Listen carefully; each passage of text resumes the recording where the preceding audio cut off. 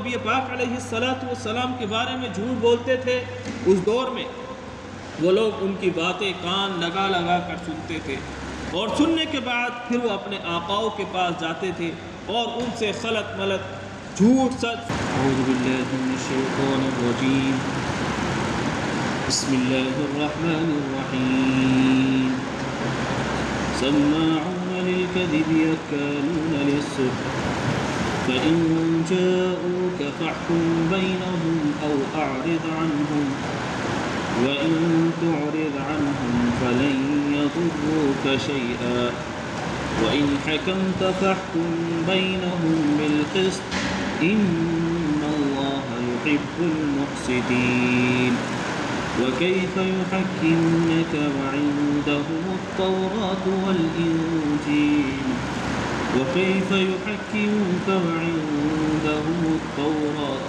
فيها حكم الله ثم يتولون من بعد ذلك وما أولئك بالمؤمنين۔ پچھلی آیات میں اللہ تبارک و تعالیٰ نے یہ ارشاد فرمایا تھا کہ اے نبی جی علیہ الصلاۃ والسلام، آپ غم نہ کریں کہ یہ لوگ کفر میں تیزی دکھا رہے ہیں۔ آپ علیہ الصلاۃ والسلام ان لوگوں کو سمجھاتے بتلاتے، لیکن وہ کفر میں اور زیادہ تیزی دکھا رہے تھے اور بڑھ رہے تھے کفر میں۔ تو آپ علیہ الصلاۃ والسلام کو غم ہوا کرتا تھا کہ یہ میرے پاس بھی آ رہے ہیں، میری باتیں بھی سن رہے ہیں، لیکن پھر بھی یہ کفر کی طرف دوڑتے چلے جا رہے ہیں۔ تو اللہ نے ارشاد فرمایا آپ رنج اور غم نہ کریں، یہ کفر کی طرف جا رہے ہیں۔ بہت سے لوگ ایسے ہیں جن پر اللہ تبارک و تعالیٰ نے مہر لگا دی ہے، جن کے دلوں پر اللہ نے مہر لگا دی ہے۔ جیسے پہلے پارے میں اللہ تبارک و تعالیٰ نے ارشاد فرمایا سورہ بقرہ میں، ختم اللہ علی قلوبہم وعلی سمعہم وعلی ابصارہم غشاوہ، کہ ہم نے ان کے دلوں پر مہر لگا دی، ان کے کانوں پر مہر لگا دی، ان کی آنکھوں پر مہر لگا دی۔ اس چیز کی مہر لگا دی کہ اب انہیں گمراہی دکھے گی، حق بات نہیں دکھ سکتی۔ یہ اس لیے مہر لگ گئی کہ انہوں نے جان بوجھ کر اللہ کے احکام کو توڑا، اللہ نے جو انہیں سیدھا راستہ دیا تھا اس راستے کو چھوڑ دیا اور بددینی کی طرف ملوث ہوتے رہے، چلتے رہے، دوڑتے رہے۔ اب ان کا واپس آنا مشکل تھا، محال تھا، اس وجہ سے اللہ تبارک و تعالیٰ نے ان پر مہر لگا دی۔ اور دوسری جگہ اللہ نے ارشاد فرمایا کلا بل ران علی قلوبہم ما کانوا یکسبون، ان کے دل زنگ آلود ہو گئے، زنگ چڑھ گئی ہے ان کے دلوں پر۔ جیسے انسان گناہ کرتا ہے اور پھر وہ توبہ نہیں کرتا تو وہ گناہوں میں اور بھی زیادہ بڑھتا رہتا ہے، یہاں تک کہ اتنا بڑھ جاتا ہے کہ اس کا دل سیاہ ہو جاتا ہے، گناہوں کی وجہ سے اس کا دل سیاہ ہو جاتا ہے۔ لیکن وہی انسان اگر گناہ کرے اس کے بعد توبہ کر لے تو اس کے دل پہ جو داغ لگا ہوتا ہے، سیاہی کا یا زنگ کا جو داغ ہوتا ہے، وہ مٹ جاتا ہے۔ اگر وہ توبہ ہی نہ کرے بلکہ گناہ پر گناہ کرتا رہے تو قرآن نے ارشاد فرمایا کلا بل ران علی قلوبہم ما کانوا یکسبون، کہ اس کا دل زنگ آلود ہو جاتا ہے، پھر اسے وہ گناہ محسوس نہیں ہوتا، برائی محسوس نہیں ہوتی، بلکہ وہ اچھائی سمجھ کر اس کو کرتا رہتا ہے۔ اسی لیے اللہ نے ارشاد فرمایا کہ اے نبی جی علیہ الصلاۃ والسلام، آپ غم نہ کیجئے، آپ ان پر افسوس نہ کیجئے، یہ کفر میں تیزی دکھا رہے ہیں تو دکھانے دیجئے، کیونکہ یہ لوگ دوسروں کے لیے کام کر رہے ہیں، جاسوسی کر رہے ہیں۔ یہودیوں کا ذکر ہے، یہودی اپنی آقاؤں کے لیے جاسوسی کر رہے ہیں۔ اللہ نے آگے ارشاد فرمایا من الذین قالوا آمنا بافواہہم، اور ان میں بہت سارے لوگ ایسے ہیں جو زبان سے کہتے ہیں کہ ہم مسلمان ہیں، ہم ایمان لے کر آ گئے، وَلَمْ تُؤْمِنْ قُلُوبُهُمْ لیکن ان کے دلوں میں ایمان نہیں ہے. یہ ان کے دل، ان کے قلوب ایمان سے خالی ہیں.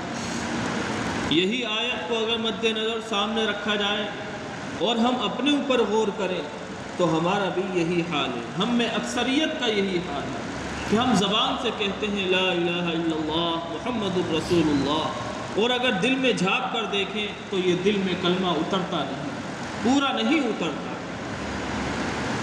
شریعت کے جو احکام آسان ہیں ہم اس کو قبول کر لیتے ہیں، اور جنہیں ہم مشکل سمجھتے ہیں انہیں ہم چھوڑ دیتے ہیں.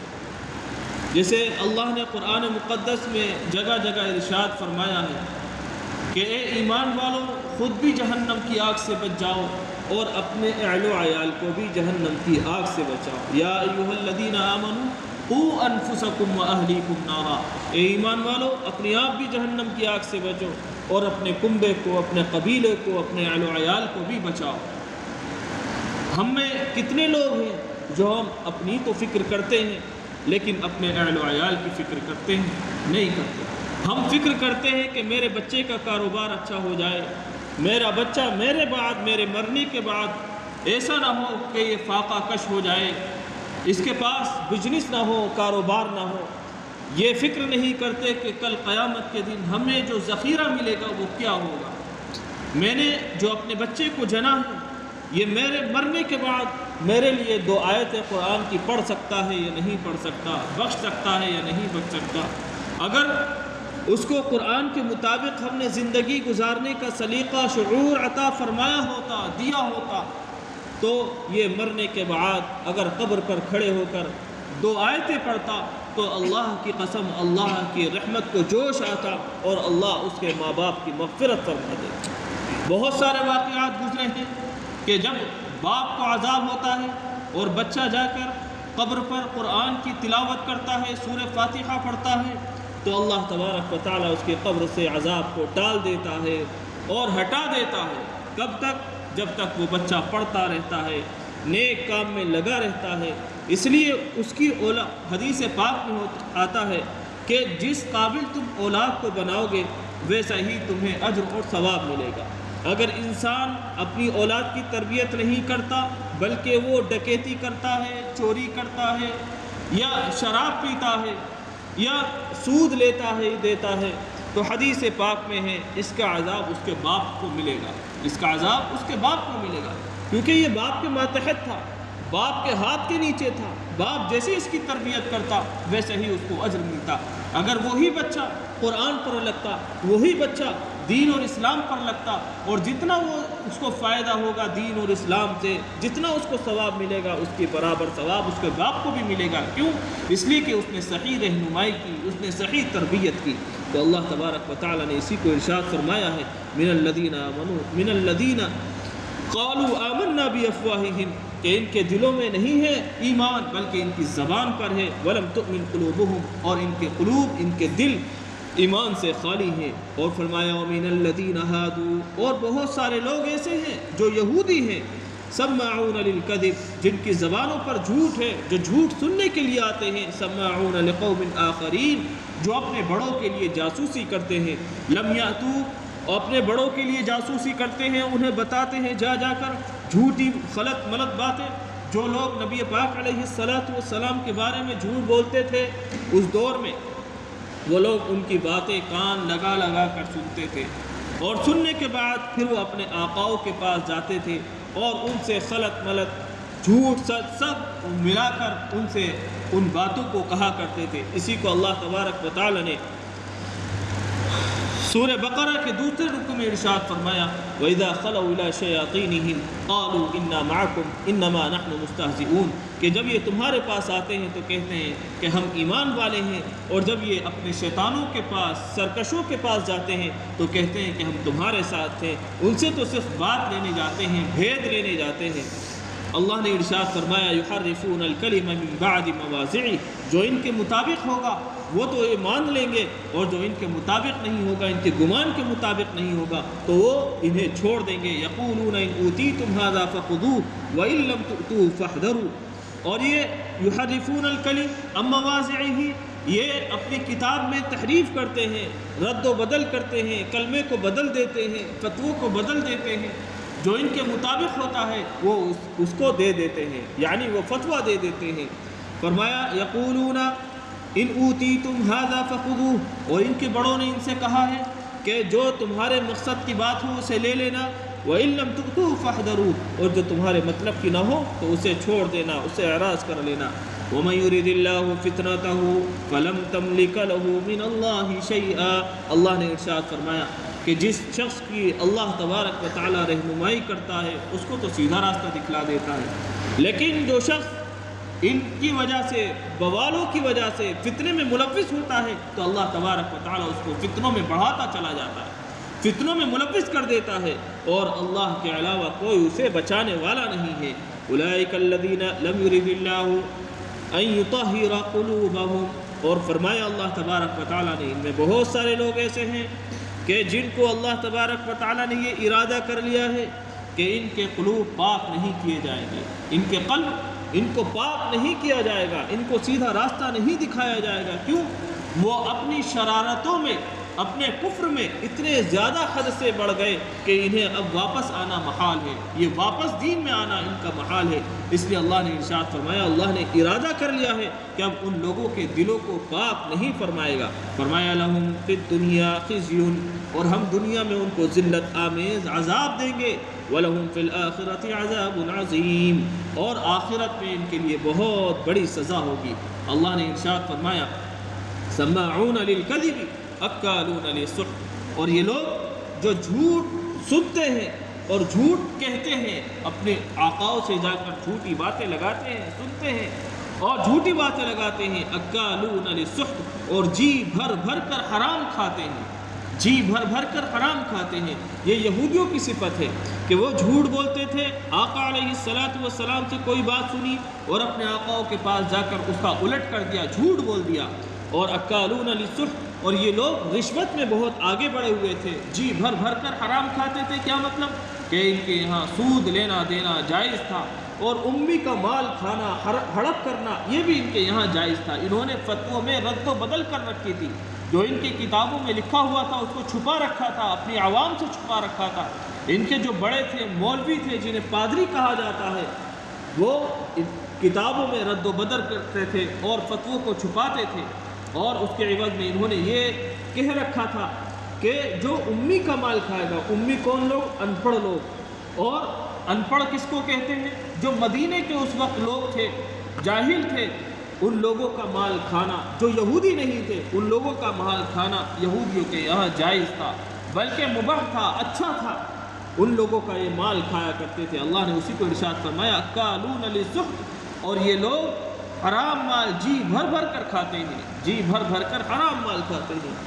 آج کل بھی دیکھا جائے تو رشوت میں، سود میں سب سے آگے اگر ملے گا آپ کو تو یہودی ملے گا۔ بینکوں کا نظام، سودی نظام سب کون چلا رہا ہے؟ پورے ہندوستان میں نہیں بلکہ پورے ورلڈ میں، پوری دنیا میں اگر دیکھا جائے تو یہودیوں کا ملے گا، سب سے زیادہ سودی نظام یہودیوں کا ملے گا۔ تو اللہ نے ارشاد فرمایا اکالون للسحت، اور یہ رشوت لیتے ہیں، رشوت لیتے ہیں، حرام کھاتے ہیں جی بھر بھر کر۔ اور سحت کا ایک معنی ہے رشوت لینا، کہ یہ فتووں کو بدلنے کے لیے، مسئلوں کو بدلنے کے لیے لوگوں سے رشوت لیتے ہیں۔ فرمایا فَإِن جَاءُوكَ فَاحْكُم بَيْنَهُمْ أَوْ أَعْرِضْ عَنْهُمْ، اے نبی جی علیہ السلام، یہ اگر آپ کے پاس فیصلہ کرانے کے لیے آئیں تو آپ ان کے درمیان چاہیں تو فیصلہ کر دیں، او اعرض عنہم، یا آپ ان سے اعراض کر لیں، فیصلہ نہ کریں، منہ پھیر لیں۔ اگر آپ چاہیں تو فیصلہ کر دیں، اور اگر آپ چاہیں تو ان سے اعراض کر لیں، منہ پھیر دیں، کیونکہ آپ علیہ السلام کو اذیتیں پہنچانے آتے تھے، یہ دل کے بھید لینے کے لیے آتے تھے، وہ جو اندر کی باتیں ہوتی ہیں وہ سننے کے لیے آتے تھے۔ تو اللہ نے ارشاد فرمایا آپ چاہیں تو فیصلہ کر دیں، اور آپ چاہیں تو ان سے اعراض کر لیں، منہ پھیر دیں۔ وَإِن تُعْرِضْ عَنْهُمْ فَلَن يَضُرُّوكَ شَيْئًا، اور اگر آپ ان سے منہ موڑیں گے تو یہ آپ کا کچھ بگاڑ نہیں سکتے، آپ کا کچھ بگاڑ نہیں سکتے، حالانکہ یہ اکثریت میں زیادہ ہوں یا ان کے پاس مال و متاع زیادہ ہو، مالدار ہوں، لیکن یہ آپ کا کچھ بگاڑ نہیں سکتے اگر آپ ان سے اعراض کریں گے۔ اور فرمایا اللہ نے وَإِنْ حَكَمْتَ فَاحْكُمْ بَيْنَهُمْ بِالْقِسْطِ، اور اگر آپ ان کے درمیان فیصلہ کر دیں صحیح، وَإِنْ حَكَمْتَ فَاحْكُمْ بَيْنَهُمْ بِالْقِسْطِ، اور آپ ان کے درمیان اگر فیصلہ کریں صحیح حق کے ساتھ، ان اللہ یحب المقسطین، تو اللہ یقیناً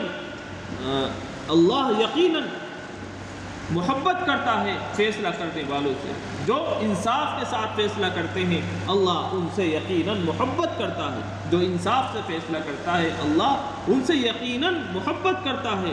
اور انصاف سے فیصلہ کرنے والا چاہے باپ ہو یا حاکم ہو یا جج ہو یا اس دور کے نبی ہو، کوئی بھی ہو، جب بھی جس وقت بھی انصاف کے ساتھ فیصلہ کیا جاتا ہے تو اللہ کا یہی اعلان ہے، ان اللہ یحب المقسطین، یقیناً اللہ تبارک و تعالی محبت فرماتا ہے انصاف پسند لوگوں کو جو انصاف کرتے ہیں۔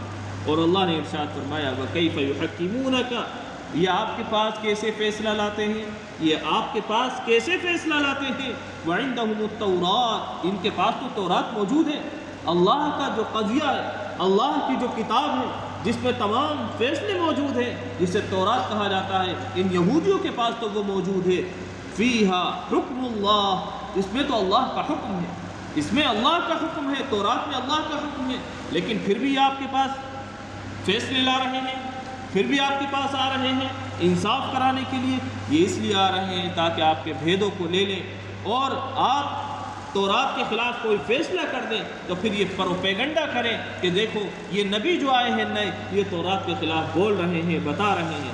اس لیے اللہ نے ارشاد فرمایا وَعِنْدَهُمُ التَّوْرَاتُ، ان کے پاس تو تورات موجود ہے اور اس میں اللہ کا فیصلہ موجود ہے، درج ہے اس میں اللہ کا فیصلہ۔ ثُمَّ يَتَوَلَّوْنَ مِن بَعْدِ ذَلِكَ، اس کے باوجود بھی ان فیصلوں کو اس کے بعد بھی ان فیصلوں کو وہ نہیں مانتے، تو یہ آپ کے فیصلے کو کیسے مان سکتے ہیں؟ وہ بھی اللہ کا فیصلہ ہے تورات میں جو آیا ہے، اور قرآن میں جو آیا ہے وہ بھی اللہ کا فیصلہ ہے۔ اور اللہ نے ارشاد فرمایا وَمَا أُولَٰئِكَ بِالْمُؤْمِنِينَ، اور یہ لوگ ہرگز ماننے والے نہیں ہیں، ایمان لانے والے نہیں ہیں، یعنی یہ فیصلہ ماننے والے نہیں ہیں۔ یہودیوں کی شرارتیں اللہ تبارک و تعالیٰ قرآن مقدس میں بیان فرما رہا ہے۔ جا بجا اللہ نے ارشاد فرمایا سورہ بقرہ سے لے کر اب تک یہودیوں کی، منافقین کی اور پکے سچے ایمان والوں کی علامتیں اور ان کے بارے میں اللہ تبارک و تعالیٰ نے بیان فرمایا ہے۔ تو اللہ نے ارشاد فرمایا، خلاصہ یہ نکل کر آیا کہ یہودی چاہے کتنی ہی چاپلوسی کر لے، یہودی چاہے کتنا ہی اچھا بن کر آ جائے، چاہے وہ کتنا ہی اچھا بن کر آ جائے، لیکن وہ اس کے دل میں شر ہے، شرارت ہے، وہ شرارت سے باز نہیں آنے والا۔ الحمدللہ رب العالمین والعاقبۃ للمتقین والصلاة والسلام علی سید الانبیاء والمرسلین وعلی آلہ واصحابہ اجمعین۔ اللہم انک عفو کریم تحب العفو فاعف عنا یا کریم یا ارحم الراحمین۔ ہم سب پر رحم فرما دیجیے، ہمارے ماں باپ کی، رشتہ داروں کی، اعزاء اقربا کی، تمام امت مسلمہ کی پوری مغفرت فرما دیجیے، پوری مغفرت فرما دیجیے۔ اے اللہ خیر کے فیصلے فرما دیجیے، شر سے، شریروں سے ہماری سب کی حفاظت فرما لیجیے، ہماری سب کی حفاظت فرما لیجیے۔ اے اللہ نبی پاک علیہ السلام سے ہمیں بے لوث محبت عطا فرما دیجیے۔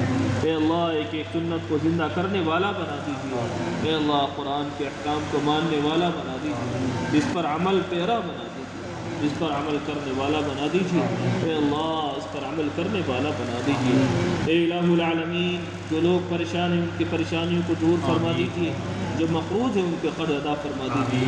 اے اللہ جو بیمار ہیں، چھوٹی بڑی بیماری ہے، اے اللہ سب کو ختم فرما دیجیے، شفاء کاملہ عطا فرمائیے، عاجلہ عطا فرما دیجیے۔ اے اللہ جو مقروض ہیں ان کے قرض ادا فرما دیجیے۔ اے اللہ جو کاروبار سے پریشان ہیں، اللہ بہترین کاروبار عطا فرما دیجیے۔ اے اللہ بہترین کاروبار عطا فرما دیجیے۔ اے اللہ دنیا اور آخرت کی دونوں جہان کی دولتوں سے ہمیں سب کو مالا مال فرما دیجیے، ہمیں سب کو مالا مال فرما دیجیے۔ اے اللہ اچھے اخلاق ہمیں سب کو عطا فرمائیے، اے اللہ اچھے اخلاق ہمیں سب کو عطا فرما دیجیے۔